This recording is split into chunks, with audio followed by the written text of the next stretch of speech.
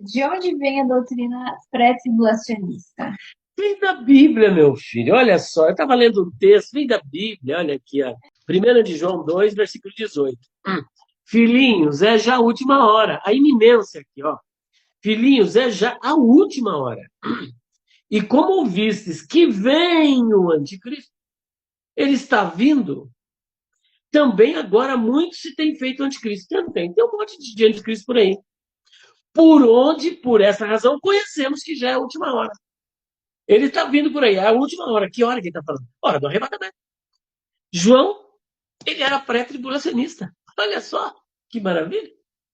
E aí, será que o pré-tribulacionismo é realmente bíblico? Bom, com todo respeito aos pré-tribulacionistas e também à pessoa do pastor Elias Soares, que é um grande apologeta, mas dessa vez ele foi longe demais.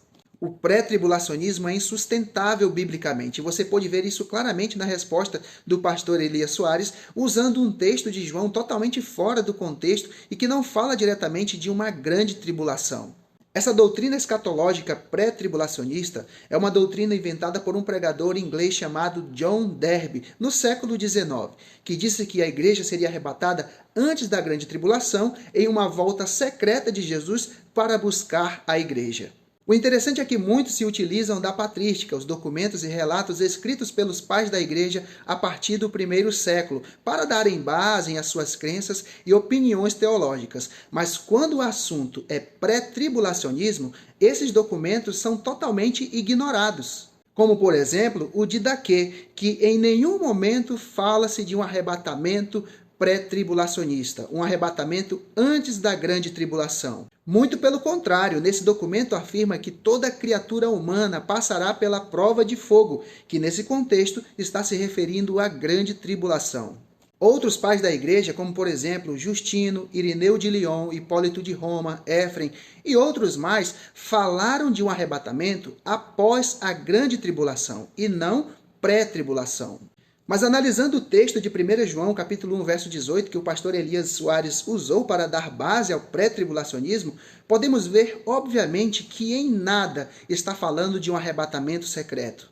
O contexto bíblico é claro. João está advertindo sim que a hora está chegando, já é a última hora, por causa de um sinal que antecederia a volta de Jesus, que é o surgimento de falsos cristos e até mesmo o próprio anticristo. E a advertência de João era para que os irmãos não se deixassem enganar pelos falsos cristos, para que na hora que o verdadeiro se manifestasse, eles não fossem envergonhados. Veja, por exemplo, os versos 26 e 28 de 1 João capítulo 2. Isto que vos acabo de escrever é acerca dos que vos procuram enganar. E o verso 28 diz: Filhinhos, agora pois permaneceis nele, no verdadeiro Cristo, para que quando ele se manifestar, tenhamos confiança e dele não nos afastemos envergonhados na sua vinda.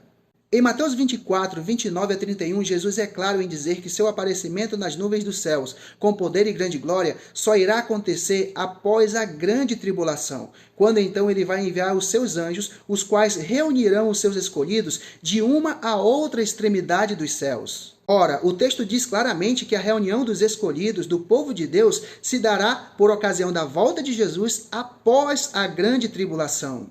Paulo, em 2 Tessalonicenses, capítulo 2, vai dizer o seguinte: Irmãos, no que diz respeito à vinda do nosso Senhor Jesus e à nossa reunião com Ele, nós vos exortamos. Ninguém de nenhum modo vos engane, porque isto não acontecerá sem que primeiro venha a apostasia e seja revelado o homem da iniquidade, o filho da perdição. O texto bíblico é categórico em dizer que a segunda vinda de Jesus e a nossa reunião com ele só acontecerá após a manifestação do iníquo, o homem da iniquidade, o filho da perdição, o anticristo.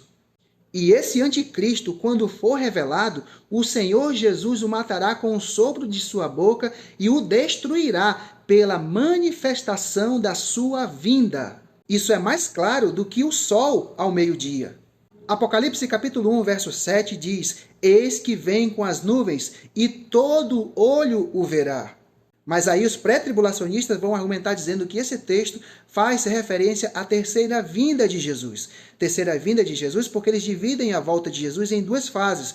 A primeira, antes da grande tribulação, no arrebatamento secreto da igreja, e a segunda, após a grande tribulação, quando Jesus virá com todos os seus anjos. Mas em nenhum lugar da Bíblia faz divisão da vinda ou da volta de Jesus em duas fases. Muito pelo contrário.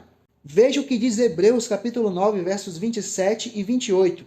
E assim como aos homens está ordenado morrerem uma só vez, vindo depois disto o juízo, assim também Cristo, tendo se oferecido uma vez para sempre para tirar os pecados de muitos, aparecerá segunda vez, sem pecado, aos que aguardam para a salvação.